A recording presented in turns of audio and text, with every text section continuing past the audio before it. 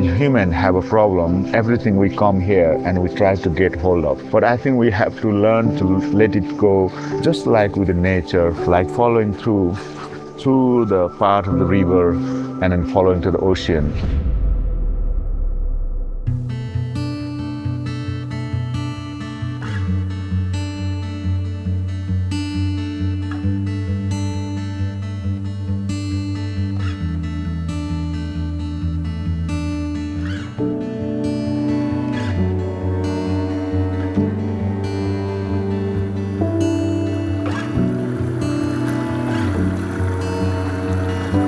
So this is also the land of Gurkhas. So majority of 90% is Gurkhas are from this area.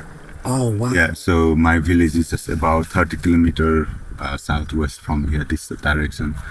So if you have come on the, on the land, would have in my village. Go through my village.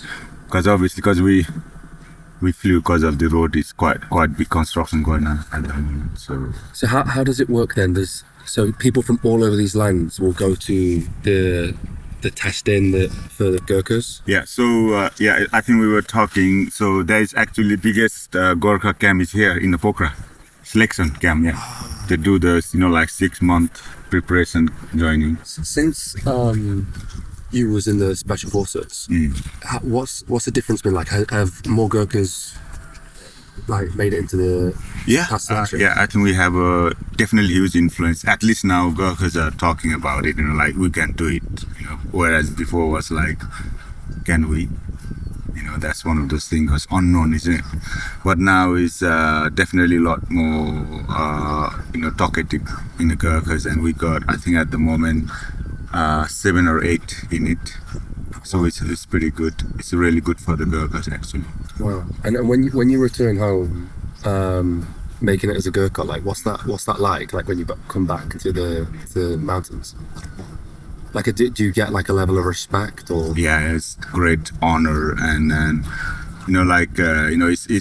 it's also the dream of our ancestors, isn't it? Like my parents and family, pride. And also is the we know self. You when you achieve our dream, and you feel like you make yourself proud, but also the huge privilege of the the culture and everyone. Like I say, my grandfather who lost him in the Second World War, and is giving the the family the value back. Yeah, wow. In 1814-16, when East India Company started, when the British start coming towards the India, and eventually they start coming towards the Himalayas as part of expansion of the emperor, and at the end coming towards this, not far off from here, maybe couple of hundred kilometers down to the south to the India, and then that's where the basically, let's say, local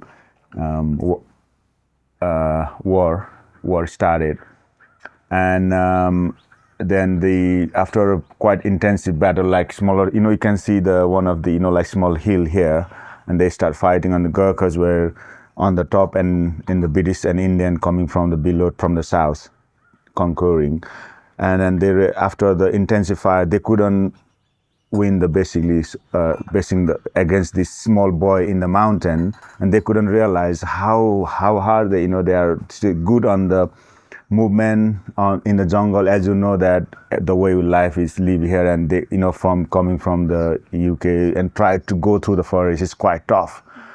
And eventually then they realize, then on the battlefield, why don't we stop the war, and became a friendship. And then the British stopped. They said okay, we're gonna make the agreement. We're not gonna fight against you, but we're gonna make a friendship. But you chaps looking very strong on the fronting warrior. Why don't we work together? And then actually it's a both side winning. And from the Gurkhas' perspective, it's then we stop then it's actually giving the employability for us. Being in Nepal by that time, still we are, very, let's say, poor in the world, living still the very much bare farming, and then giving the boys to give something to hope for. And actually also in hindsight, we actually protecting the country as well. Obviously we became part of the British Indian force massively. Still today it's like about 70,000-80,000 Nepalese Gurkha. So the biggest land force in India is the British Nepalese Gurkha, biggest in the world. And then we going back to the picture, all the cookeries and on the museum, when we have 16 brigade of Gurkhas, when in that time, First World War, Second World War time, and then as the war finished, and then now we just got 2 regiment, one Royal Gurkha Rifle, which is I'm from, and then the second Royal Gurkha Rifle. So out of 16, only 2 left. That's why, like actually going to history now, you're gonna go and see the thing. And as the go back, I think there's an uprising start in India, then freedom and everything, in the Indian uprising against the British maybe 60, 70 years after ruling. And one during that period, and then the Gurkhas were the one who is saving all the expat and British, expat and rulers from when they're New Delhi and India. And then when the Gurkhas actually saved them safely and escorted back to the UK, and safely arrived. And actually the British were saying like, actually, they are the one who's saving us from serving with us and save us, and why don't we continue this way of recruiting them. And then they, by that time obviously Hong Kong was still the part of the British, and they were the majority force were in Hong Kong, and they were start doing recruiting from Hong Kong under the British government rules until 1997, as you all know. Then that's how the over now, I think 211 and 12 years now, the Gurkhas being since that year until today. That is the reason and the true story behind the Gurkhas service under the service of the United Kingdom. So as you all know, going back to the connection, is all the trees are Bodhi tree, where the like all the enlightenment gurus and swamis sitting all down, because like we say, this is the place where we have a 24-hour oxygen release. But for the Gurkhas is whenever making decision, all the parade, every result will be heard and said in the Chautara parade. And I remember sitting on here, and then they will call the name, but the thing is, we don't know calling name, you failing or passing. They will put, okay, this call name goes this one, and then other name goes that way, and then end of the day, and they will like, okay, this side will pack your bag, go home, and this side will stay inside. And also, still the process in ancient wisdom, whenever we're making a hard decision, the finance or relationship or village, land, anything, still have a ritual in the far west Nepal. We need to come down the tree, because tree is our like taking oath. It is what we're saying and sharing is the truth. So it's always under the oath of something beyond ourselves. It's not me making a person making a decision, but something above us is here, like witnessing. The tree is a witness. Like one of the elements is the witness for making a decision, so that your process of making a decision has to be beyond ourselves. So this is the reason behind the Chautara we call. This is like a decision point. So that's my first phase, that side of the building. That's where I started my first phase selection. Then I wanted to pass that. When I passed, then I think I came here on the upstairs. Yeah. That second phase. Then you did the oath and all the parade, everything here. It's the last day, lasting kind of, last final. So many memories. So many memories, yeah. Just touching the Indian jacket and then like salute. Oh, there you go, guys. Oh. This is called doko, right? Doko means bamboo basket. And this is the thing that we carry load. Is that the load? As a load, oh. So okay. The standard has gone down. I mean, the load, that's what I say about, now the weight they carry is 15 kilo. I carried 25 kilo. I think I carried 35 kilo. 35 kilo. I know. Oh, gosh. Carried 35 kilo. I think. Did I? Oh my God. I wonder why. So this is how you used to run, guys. This course is happening in here. It's advanced land here. So like, and then run. Oh, or should I run with the Crocs? And then run, guys. How many? Yeah, it's like I say, apparently it's 15 kg. We used to have 35 kg, so. I've been getting tons of messages asking about my health protocols ever since I did the world's heaviest marathon. The experience took a toll, and getting back to optimal health has been an absolute journey. That's where Marek Health have been absolutely essential. Their approach is beyond quick fixes. It's about long-term health and performance. They work with medical professionals to create personalized, evidence-based plans tailored to your needs, using pharmaceutical-grade treatments and cutting-edge diagnosis. Whether it's TRT, peptides, supplements, or like me, getting full health analysis to get you back on track, Marek Health provides everything that you need. And it's not just for athletes. If you're an entrepreneur or businessman like me, you might want that renewed focus, clarity, and energy. That's when Marek Health can get your brain performing at its peak. From comprehensive blood work to customized health plans, Marek gives you the tools to optimize your life. If you're ready to take control of your health, go to marekhealth.com and use code Mulligan for 10% off. The link's down below. I can't recommend them enough. And if you just wanted to get started, I would go and get your blood work done. Go get assessed, find out where they can help you. Use the link down below for 10% off using code Mulligan. Let's dive back into the video. You've done more tours Yeah. than years you've served. Is that right? Yeah, I think that's actually, in terms of operational tour and mission, I'm not sure it's lucky or unlucky, in different sense. But, when I start serving from 03 to, like 2021, this is the time we in this universe must, let's say, mission and operation happen in the world. If you look at historically, Afghanistan, Iraq, and Syria, and everything happened in a way in our time. So that means we were definitely one of the most deployed and operationally face, let's say, death or the mission or loss, or including scientific research and recovery, bomb and bullet, everything, the energy, and on part of that as well, I think what I've been very fortunate is to, in my life is that within the regiment, and it's just only 3 or 4 guys have been very operationally active for a long time. One point they were talking in the regiment, in our SAS regiment, maybe 4 guys have done most tour in the history, maybe put the flag on and give some award and thing. But then again, in the regiment, they are like no, we are not, we are who we are, we do whatever we do, no need to, one of those things, which is actually really, I like it.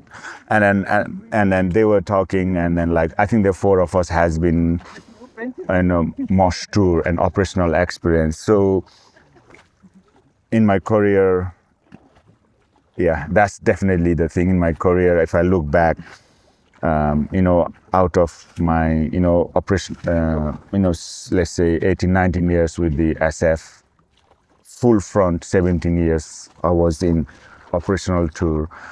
And also what happened was, normally, when you have served, let's say 4 to 5 years in the regiment, then what they said is they will give you the post or tour to go outside like Delta Force or SEAL team or Australia or Canada, at the training team, or come here different. So you have what they call is a operational outside experience to come back as a experienced guy.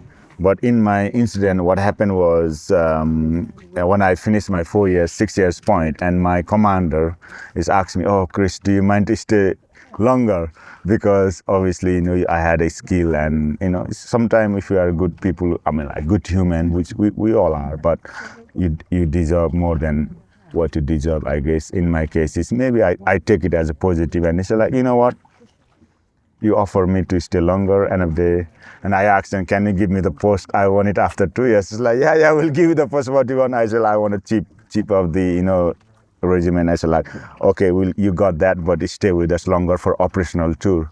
So that's also kind of not many people are aware, inside the kind of thing. And I said, because of that, then I end up doing a lot more, operational tour and mission, and in my life, I guess. How's it being away from family for so long? It's tough, man. It's very tough. I think one of the story I told, when I come back, I didn't hold my daughter. I don't know, I think it was you on the story here. So basically, in the ancient Himalayas way of life, when the man goes to deal with the death, and when they go to the, any bad situation like death or the, in still Nepal we do that. When they come back from the, cemetery or, dealing with some bad situation, making some bad decision, they shouldn't come back to whole and without touching the 5 elements like water, air, or some worshipping, and they shouldn't go and be with the family, especially the young kids. We shouldn't do that.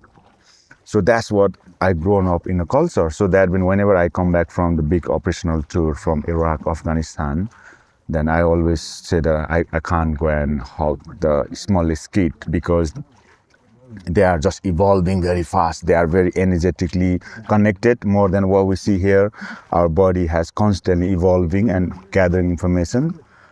So then I think then when I come back from one tour in operational tour, then I said to my wife, Preeti, right, I'm coming home, and excited after 8-9 months and operational deployed, and then she's like, yeah, everyone. My daughter, I left her very young, and then when I come back, she obviously grown up, 6-7 months, different person, but it's like maybe 4-5 years old, and I come back, and my wife opened the door, and she's like, bullet coming to like, Daddy, and open arms. Oh shit, I can't hug her. I can't hug her because I know in my, beyond my conscious mind, in our culture, I've been grown up not to hug a young kids when you're coming from the dealing with the death and, so much thing in my life. And I can't, I refuse to hug her. And then I hug the Preeti, my wife. And, that stayed with me quite long. And then later on I hug, obviously dancing, I go and hug her. Maybe in her subconscious mind, what stayed was like my father, my daddy refused to hug me, even though she's very young, maybe couldn't even understand in conscious mind, but her memory resonance always in the body. And that was pretty tough, man, because then the one thing I realized, and then I realized, how can I open up with this situation, how can I open up with her and forgive me, because I choose not to hug with a good intention. That's what like we talk about, a lot of intention and focus. A lot of us decided, or not knowingly, because I decided actually it's good for her to protect her. That's what we do as a father, as a guardian or as a parents. Actually, whatever we do is we have a good will and a good intention. But then I waited for years because I wanted to share with the family and with when she was grown up. So I asked to forgive her when she's 16 this year, and we sat down with the fire, with like witness of fire, and I said, the Preeti, my wife and my daughter, sit down now. You can grown up. I can share some what I've been holding me in my heart. So I sit down on the ground with the fire going on the side and bare feet, and I say like, I have to ask for forgive because years before when I come back I didn't hug you because it's still she used to like when you were going communicating in your mind, back of your mind, even though we are father and daughter, but I see in my, something is still not, truly connected in an energetic level. Then when I share, she was 16 last couple of months before we sat down. And then I realized how truly changed her perception. Now she's openly hugged me, like after only 16 years of being together. Those are the, challenges we go through as a tour, as a SF guys, and we don't see this thing. But I've been honored to have this understanding, back of mind, to put it in a practical aspect and put it in a life-changing experience. We don't realize how much impact you have until you stand on that top and see, because when you're holding you don't realize. But I only forgiving last couple of months, and I now see the significant change way she approached to me in life. And now she always hug me before to go to school, because it still she does hug me, but still, like you can see in their expression of the energy still not there. But now, because I share, I truly share my feeling, and I think she's grown up and adult. She can understand. My father has just gone through. I'm just just normal living being. Try to live my life and try to do my service. We are just a normal guy. End of the day, how to find that emotion, and then man is what we believe is actually come from the seed of same soul.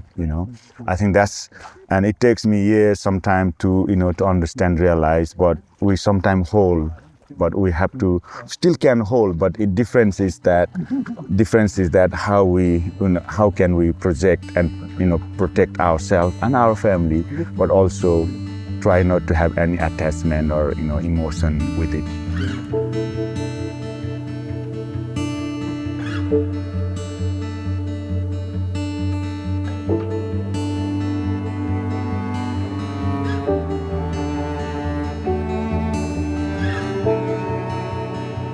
We are on day 4th of our 5 ritual. See Tom's representation with the elements of the fire. If you look at it's a prayer flag as well. So 5 elements, thumb, and the index finger representation the second day, which representation of the air, and the middle finger represent the space or ether, which is like the balance of both sides. And then now we are in the 4th day, the pinky. Obviously we got the which represents the water.